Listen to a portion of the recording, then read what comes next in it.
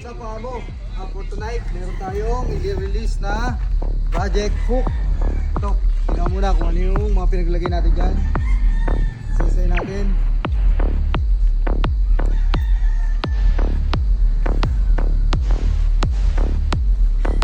Ikutan muna.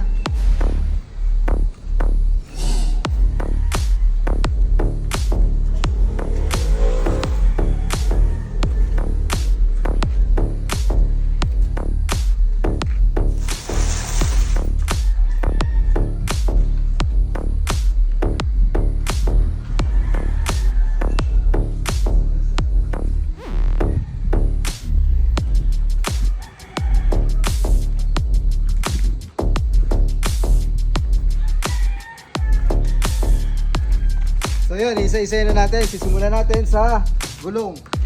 Mags and tires natin, 38.5 na Journey. TV bedlock. Then ABM na hablock. Yan, dito naman sa suspension natin. Ginamitan natin yan ng 6-inch na Ironman na foam cell. Foam cell po yan, foam cell.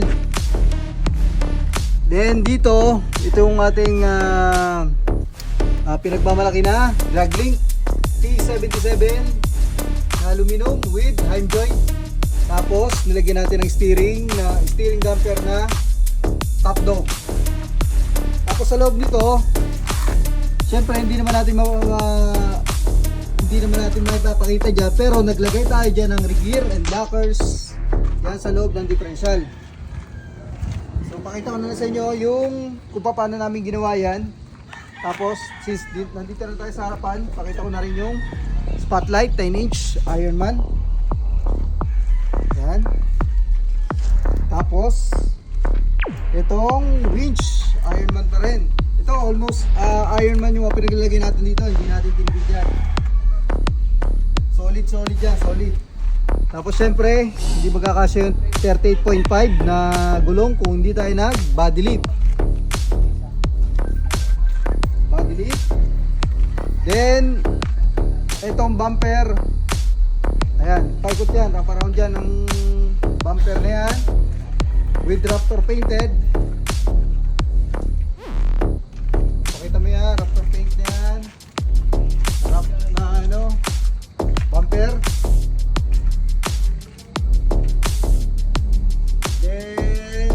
Ito, snorkel.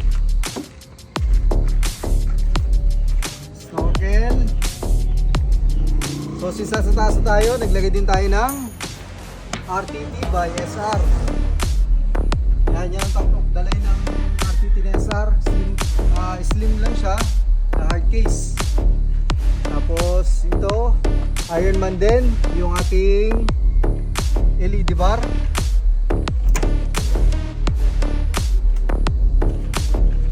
Diba? Yan. Diba? Yan. Diba? Yan. Diba? Okay. Yun, gagabi na tayo. So dito, para naman rin dito yung 270 na Ironman pa rin. 270 yan. 270 yarn. Napakaganda niya, napakatibay. Tapos dito sa likod, naglagay tayo ng fridge slide. Then may Coolman na cooler, 45 liters. Then doon, ano yan? Power station, CTEC. Then compressor, Ironman din. Yung solar niya nasa taas. Tapos dito sa likod, naglagay tayo ng winch DXT winch. Tapos ilalim, makikita mo ba yun? Sa ilalim ay panhard 6-inch na Ironman na foam cell. Ulo, baka makantog ka. Ito naman dito yung shower room by Ironman pa rin, syempre. Hindi ko na lang tinali dito kasi grabe yung pinapaya natin. So, dito naman sa gilid, lagay tayo dyan ng high lip jack. High lip jack yan. Tapos work light, paikot. Yan, mga work light, Ironman pa rin. So, napakarami natin mga pinag-upgrade dito, amo. Hindi ko na lang ma-mention yung iba. Nakalimutan ko na rin kung saan ko na yung maglalagay. Pero yung list natin, ito yan, 2 pages. Nandito lahat. So, hindi ko na ma-mention lahat. Pero sa mga gusto ng mga ganitong build, dahil na kami dito sa Point of Road, Hermosa Danghari, Imus Cavite. Winch check muna tayo, winch check. Sana? Mar, konti lang. In-out lang, in-out lang.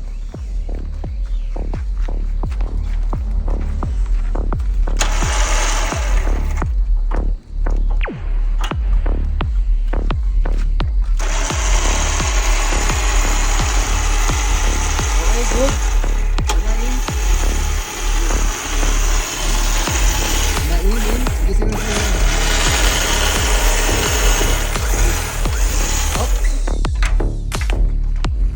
Okay.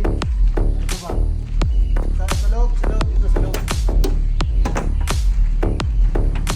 At saka nga pala, sa loob ng hood pala. Sige, yan muna. Ito, yung mga nilagay natin dito, lockers, saka base radio. Ayan. Ayan. Lockers, saka base radio. Tapos, sa ibabaw, siyempre, sa bigat nitong lagay na to, kailangan malakas yung makina natin. Ilagyan natin to ng turbo. Ayan. Atin ito, Mark. Pakita mo dito na eh. Turbo, yan. Ayan, turbo na yan.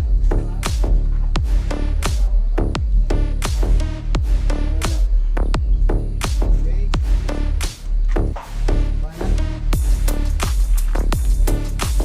So almost done. Ito, ginawa natin almost 2 months.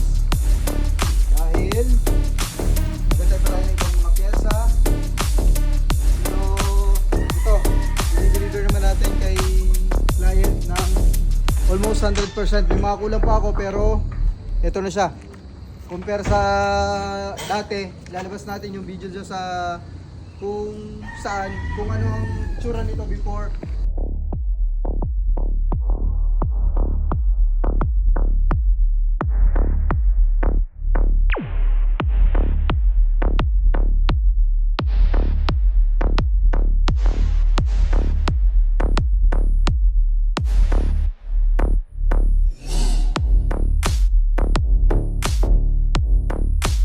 And after.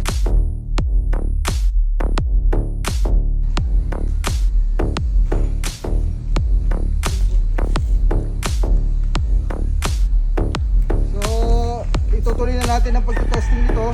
Testing din natin ito mamaya dyan sa trail dito sa likod kahit medyo madilim na. Testing natin kasi Friday bukas, Friday then Saturday babiyahin natin to ng Pangasinan para matest nito ulit. Then sa mga susunod na trail natin, abangan nyo kung paano mag-perform yung hardcore na si Hook. Okay, go!